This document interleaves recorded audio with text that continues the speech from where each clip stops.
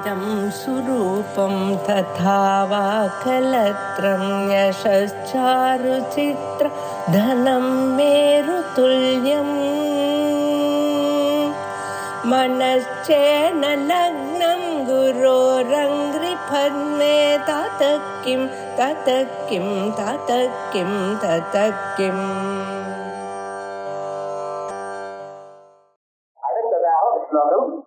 तपस्वाधिष्ठाने उदवहमधिष्ठाय निरतम् शरीरे संवर्धं जननि महतीं तां च समयाम् यदा लोके लोकां दहति महति क्रोधजनिते दयार्द्राया दृष्टिः शिथिलमुपचारं प्रचयति तपस्वाधिष्ठाने उदवहमधिष्ठाय निरतम्. இப்படி ஞானத்தை சொல்லியாச்சு. 18 விதமான வித்தைகள், அதனுடைய தத்துவமான ஓங்காரம், அந்த ஓங்காரமானது நமக்கு அதனுடைய பொருள் நமக்கு புரியக்கூடியதான தத்துவம் எத்தனையும் சொன்னார்.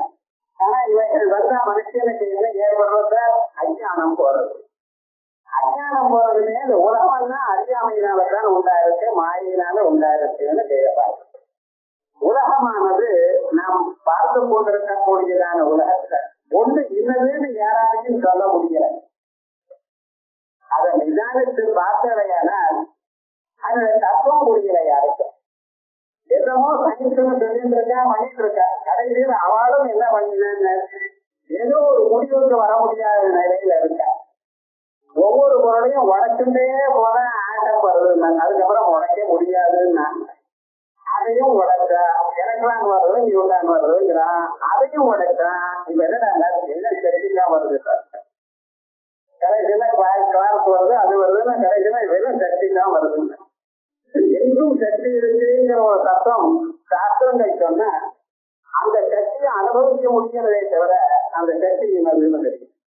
ஆனா அந்த சக்தியானது ஏதோ விதமாக உலகத்தை உண்டு பண்ணிட்டு அது ஒரு மாதாச்சரியம். ஒரு சின்ன குழந்தை உண்டாயிருக்குன்னு அதுக்கு விரல் என்ன, அதுல நகம் என்ன, கண் என்ன, இத்தனையும் இயற்கை உண்டு பண்ணி 72,000 நாடிகள் அந்த சரீரத்துக்குள்ள வேலை செய்ய தொடங்கி எப்படி பண்ணினேன் பண்ணி பாருங்க.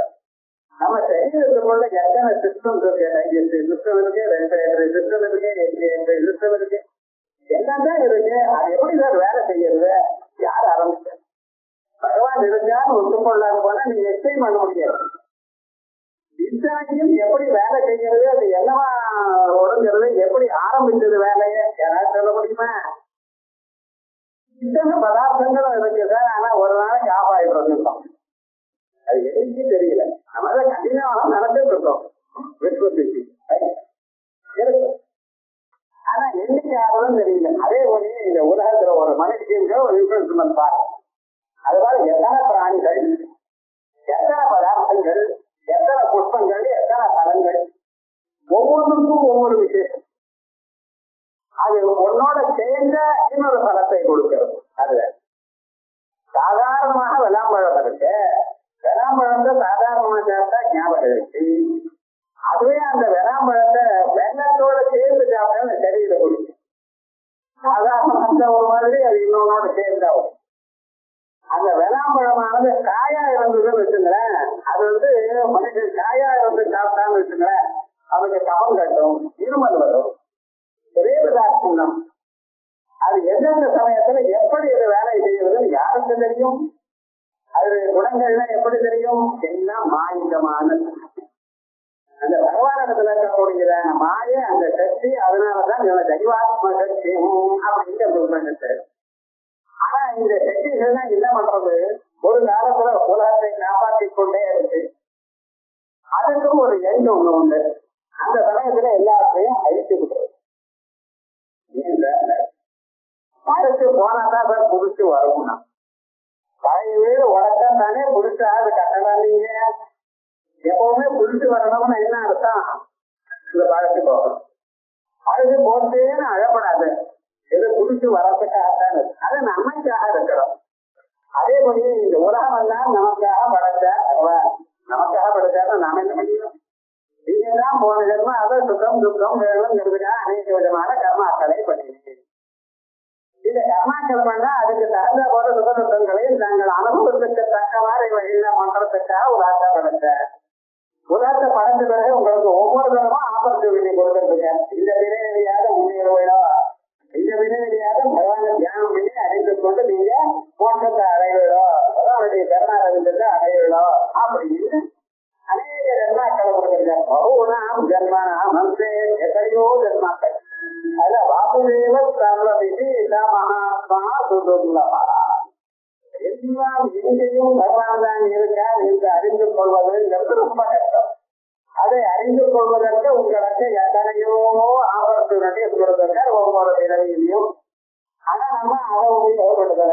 ஏன்னா நமக்கு கூட 5 புலன்களும் மனசும் கொடுத்திருக்காரு. அதை உலகத்துல உபயோகித்துக் கொண்டு நாம் என்ஜாய் பண்றதுலயே இருந்துட்டு இருக்கோம். எதற்காக பிறந்தமோ எதற்காக இந்த பிறவி கொடுக்கப்பட்டதோ அதை மறந்தோ இன்னொரு மற்றவங்க உலகத்துல எல்லோரும் நமக்கு தெரியும். அப்ப ஒரு ஸ்டேஜ் ஆனவரை என்ன பண்றாங்க, இதை ஒழுங்கு அழித்து குடிக்க ஆரம்பிக்கிறது. ஒருவேளை அந்த சந்தர்ப்பத்திலையாவது புரிந்து கொள்வாரோ, ஏன்னா மறுபடியும் அதையே பண்ணினோம். ஏன்னா அது அவளோட நன்மை இருக்கணும். இந்த கூலி பண்றவங்க என்ன பண்ணா தெரியுமா, கோதுமாவை நன்னா இது பண்ணிட்டு ஒரு சின்ன பிளேட் வச்சு ரவுண்டரமா அதை பண்ணுவான். மிச்சம் இருக்கிறத மறுபடியும் கதைக்கு மறுபடியும் மக்களுக்கு கொஞ்ச நேரம் ஆயிடுச்சுன்னா தெரிய வராது இந்த மாதிரி. அப்ப என்ன பண்ணுவோம், அதை எடுத்து போட்டு முதல் புரிஞ்ச ஆரம்பிக்கிறோம் அப்படின்னு உலாசை எல்லாம் புத்தம் புரிஞ்ச ஆரம்பிக்கிறோம் என்பதற்காக பிரளயத்தை பண்ணி மறுபடியும் சுத்தார். இந்த பிரளயத்தை பண்ணும் பொழுது நமக்கு ஒரு கஷ்டமா இருக்கு. ஒரு எல்லாத்தையும் அழிக்கிறா பண்ணணும். எதுக்காக அழிக்கிறா? புதுசாக கொடுக்கறதுக்காக. அந்த அழிக்கும் பொழுது வரக்கூடியதான ஒரு தீவிரதரமான ஒரு நிலை இருக்கிறதுல மறுபடியும் கருணையோட புதுசாக உண்டுபடுத்தும். அந்த கருணைங்கிறது அம்பாட்டிய சொருப்பம். அழிக்கிற சொருபமும் அம்பாட்டிய சொருப்பம் தான். ஆகையால் இந்த ரெண்டும் சம்பர்த்தாட்சியா இருக்கிறதும் தயாரியான ஒரு திருஷ்டியும் அம்பாட்டிய சொருபம். அதை உதவ மகிழ்ந்தாய தனிதேவம் வர்த்தம் ஜனனி மகதி சமஜாம். அம்மா சம்பர்த்தாக்னி உலகத்தை முழுக்க அழிக்கக்கூடியதான ஒரு அக்னி. ஜனனி மகதியும் தாம்ச சமயம், அதே மொழியே இருக்கக்கூடியதான சமயம். இந்த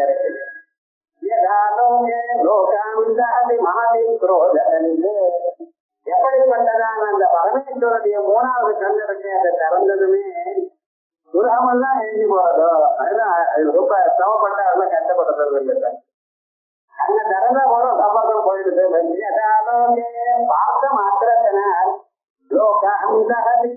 உலகத்தெல்லாம் இறுதி விடுறார். மகாதி குரோதே அந்த கணிதே கோத கணிதே குரோதத்தோட கூடினார். அது ஒரு பக்கம் இருக்கட்டும். தயாருக்கிறா யாதிருஷ்டி, அதே சமயத்துல தயையோட கூடியதுனால ஒரு திருஷ்டி. தய நீங்க என்ன பண்ணினேன்னு எதிர்பாராம உங்களை அனுகிரகம் பண்றது, அது அம்பாளுடைய தய. நம்ம என்ன பண்ணினோம், அம்பாளுக்கு என்ன கொடுக்க முடியும் உங்களால? உலகம் முழுக்க அவ படைச்சது. 5 பூதங்களையும் 5 பூதங்கள்னால செய்யதான பதார்த்தங்கள் எல்லாமும் அம்பாளுடைய கருணா கடாட்சத்தினால உள்ளது. உலகத்துல எந்த பொருள் தாங்கள் அம்பாளுக்கு கொடுக்கறதா இருந்தாலும் அது பகவத் திருஷ்டியில வந்தது. அதை திரும்பி அம்பாளை கொடுத்தா ஏதாவது சந்தோஷம் உண்டா? நீங்க 10 ரூபாய் எடுத்து உங்களுக்கே கொடுத்தா ஒரு சந்தோஷமா உங்களுக்கு? அது உங்களும் இல்லையா? அதே போல உலகத்துல நீங்க என்ன புதுசாக கொடுக்கணுங்க பகவானுக்கு யோசனை பண்ணி பாருங்க. எதையும் கொடுக்க முடியாது. ஆனா என்ன, நான் கொடுக்கிறேன் நினைக்கிறேன், அதுவே போடுங்க. நான் கொடுக்கணும்னு ஒரு எண்ணம் இருக்கு, அது வரும். உங்ககிட்ட ஒண்ணும் இல்லை எனக்கு தெரியும். ஆனா கொடுக்கணும்ங்கிற ஒரு எண்ணம் இருக்கு, அந்த எண்ணம் முடிச்சு போதும். அந்த எண்ணத்தோட சந்தோஷப்பட்டு உங்களை பாக்குறாளாம்.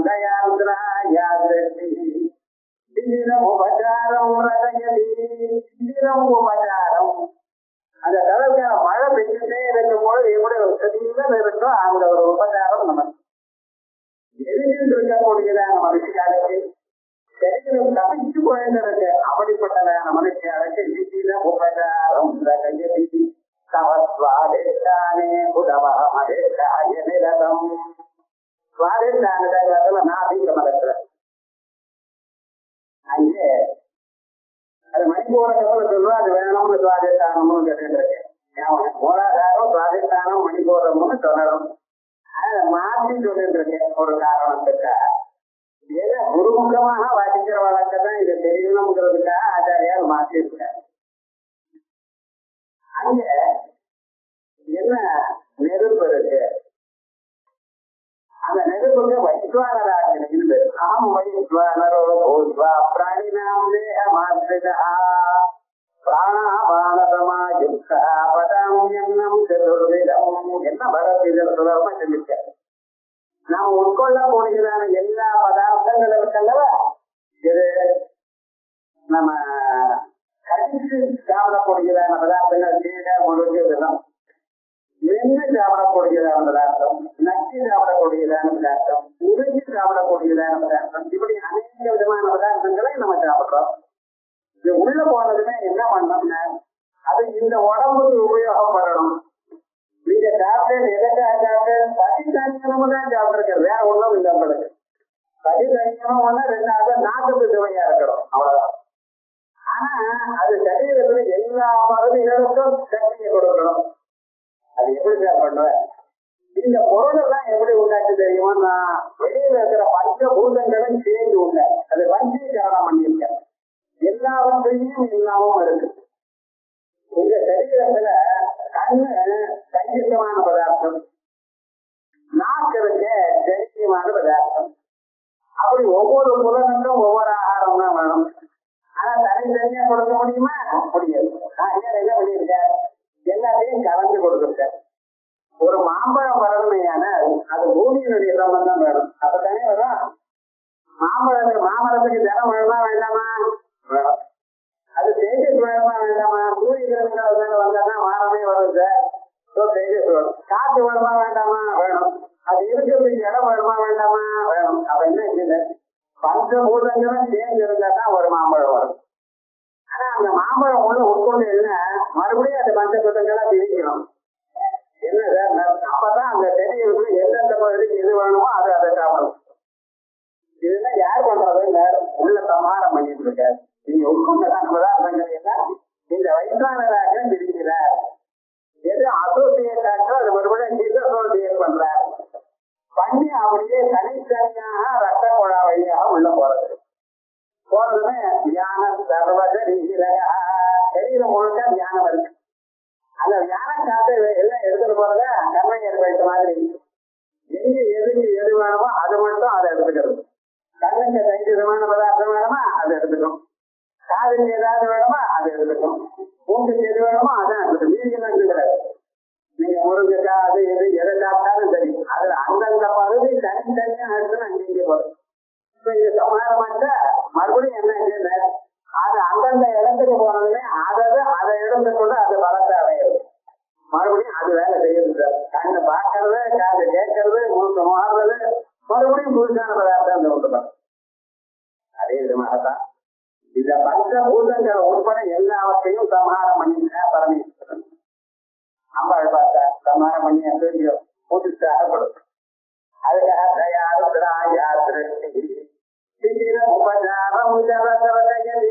இதான் சம்பத்தம்னு அக்னிக்கு பேரு. சமையான அம்பாளுக்கு பேரு. அம்பாளுடைய திருஷ்டிக்கு என்ன பேரு? சமையான்னு பேரு.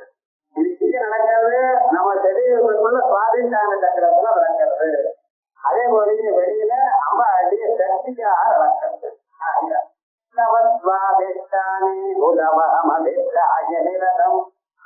சாதாரணமாகவே பாக்கியமா வயசுல நெருப்பு கட்டிருக்கீங்களா? சுவாதிஷ்டானே நிரதம் உதவம். சுவாதிஷ்டானத்துல நம்ம வயசுல இருக்கு. இங்க மட்டும் இல்ல, ஆம் வைஸ்வானரோ பூத்வா அப்படின்னு அவரை சொல்றாரு. அதே விதமாக உலகம் முழுக்க இந்த நெருப்புங்கிற ஒரு கான்செப்ட் இல்லைன்னா என்ன மனுஷனுடைய வாழ்க்கை என்ன ஆகும்னு பாருங்க. காலம்புறையில நெருப்பு வேணுமா வேண்டாமா? காசியில இருந்து ஆரம்பிச்சு வேணுமே. அதே வழியே நெருப்பு மட்டும் வெறும் நெருப்பு தான் இருந்த போடுமா? ஜலமானது. இந்த ரெண்டு மனுஷனுக்கு ஜலமானது குளிச்சா தூங்க வைத்தார். மனுஷனுடைய லைஃப் போற செஞ்சு வருது இந்த ஜலத்தினால்தான். அன்னமயம் ரோமியமான அப்படிங்கிறது. அதனுடைய பிராணம் எப்படி ஞாபகம்? ஜலத்தாத்தான் பிராணம். பகவானுடைய இது ஜெகத்தினால நிறைய ஜெகத்தை சாப்பிடுறோங்கிற சாப்பிடுறோம். ஆனா அது தெரியாம சாப்பிடுறோம். அதே போலயே இந்த அன்னம் இருக்க பட்சத்துல நம்ம உட்கொள்றோம். எப்படிப்பட்டதான அன்னத்தை உட்கொள்ளணும், எப்படி உட்கொள்ளணும் என்கிறது நமக்கு தெரியும். ஏதோ கிடைச்சதுன்னு சாப்பிடறதில்லை. ஏதோ கிடைச்சதுன்னு சாப்பிடக்கூடியதான பிராணிகளுக்கும் அது எப்படி சாப்பிடணும்னு தெரிகிறது. மனுஷனுக்கு தான் சாப்பிடுறது. பசுமாட்டதுக்கு அதுக்கு வயசு வயசு வந்தது. ஏன்னா அது என்ன பண்ணும், அங்கேயும் இங்கேயுமே அதுக்குன்னு ஏதோ தெரியும். அந்த 2 கீரையை மட்டும் சாப்பிடப்படுறது, மீதி எல்லாம் சாப்பிடாது. 2 நாள் அப்படி பண்ணோம், வயசு வரை குறைஞ்சு போடுது. அதுக்கு பகவான் அந்த சக்தியை கொடுத்துருக்காரு. எல்லாமே இந்த பென்சிங் போடுற பட்சத்துல அது ஆடே தொடரும், ஆடா தொடர்ந்து அப்படி கிராமாந்தரத்துல தான் கொண்டு வச்சிருப்பாங்க ஆடு வராம இருக்கிறதுக்கு. ஆனா என்னென்ன வியாதி வந்தது அதை மட்டும் சாப்பிடுறாங்க. வியாதி வந்த நாள் அதுக்கு மட்டும் பகவான் ஒரு திறமையை கொடுத்திருக்காரு. ஆனா மனுஷனுக்கு என்னென்ன, இவனுக்கு தனியா ஒரு டாக்டர் இருக்கு ஆயுர்வேதம். அப்ப இது சாப்பிட அந்த சாப்பிட இப்படி இருந்தா நல்லது அப்படின்னு. ஆனா இதை இவன் ஃபாலோ பண்றது. ஆனா எதை எப்படி சாப்பிடணும், எவ்வளவு அளவுக்கு சாப்பிடணும், இவைகள்லாம் நமக்கு சாப்பிடணும் சொல்றது. உட்கொள்ளக்கூடியதான பதார்த்தம் பசித்த பிறகுதான் நீங்க சாப்பிடணும். பசிக்க போறதுன்னு சாப்பிடாதீங்க, பசித்த பிறகு சாப்பிடணும். எவ்வளவு சாப்பிடணும், பாதி வயல் தான் சாப்பிடணும். மீதி பாதி வயல் ஜலத்தோட வைக்கணும். மீதி ஒன்று போறது விட்டுணும். அப்படி எப்ப அதெல்லாம் நல்ல கடைசி வரைக்கும் மே 30 வரைக்கும் வச்சு இழுத்து பிரஸ் பண்ணி அப்புறம் பொண்ணு திருத்த மாட்டார். நம்ம அப்படிதானே பண்ணிட்டு இருக்கோம். மாப்பிராணிகள் செய்யாம போடுவோம். இன்னொரு ராத்திர சாப்பிட போட்டாங்க, அவ்வளவுதான் மூக்கு முடிச்சு சாப்பிட வேண்டியது. அப்புறம் எழுந்துக்க முடியுதுன்னு கவலைப்பட வேண்டியது. பாதி வயல் தான் சாப்பிடும். அந்த சமையலை எப்படி இருக்கலாம், பகவத் தியானத்துக்காக பகவானுக்கு நிவேதனம் பண்ணியதாக இருக்கலாம். இது நம்ம ஹோமம் பண்ற நினைப்புல சாப்பிடணும். ஒவ்வொரு நாளும் சாப்பிடுறப்ப இது உள்ள நம்ம பகவானுக்காக ஹோமம் பண்ணிட்டு இருக்கோம் அப்படின்னு பிராணா எஸ்வாஹா, அபானா எஸ்வாஹா, தியானா எஸ்வாஹா அப்படின்னு இவையெல்லாம் ஹோமம் பண்றா போது ஆதி பிரம்மார்ப்பணம் பிரம்மாவிர் பிரம்மாக்கிரவு பிரம்மணாவதம் பிரம்மைவ தேன கர்த்தவியம் பிரம்ம கர்ம சமாதின அப்படின்னு நினைச்சு சாப்பிடணும். புருஷாளா இருந்தாலும் சரி, ஸ்திரீகளா இருந்தாலும் சரி, தியானம் பண்ணிப்படி அந்த இந்த அண்ணன் கடைசி வரைக்கும் நமக்கு கிடைக்கணும் எனக்கூடியதான எண்ணத்துல சாப்பிடுங்க. அப்படி சாப்பிடையானால் அது ஒழுங்க ஜீரணமாகும் சார். மனசு விருத்தியை கொடுக்கும்.